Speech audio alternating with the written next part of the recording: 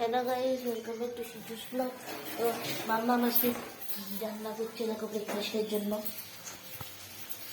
এটা কি কিসের জন্য? ঘুগনি।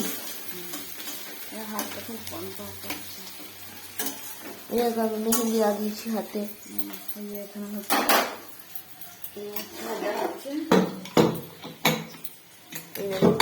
খোলা হচ্ছে উড়ে বাবা রে, গলে গিয়েছে তো। আলু মতো সিদ্ধ করা আছে। ফ্যান হয়ে গেছে করলে। হ্যাঁ ঠিক আছে। আলু কর, এই আলু ওখানে মশলা কোটা হচ্ছে। হ্যাঁ, আদা রসুন বাটা। ঘুগনি এর সঙ্গে হবে মুড়ি। শরীর ভালো নয়।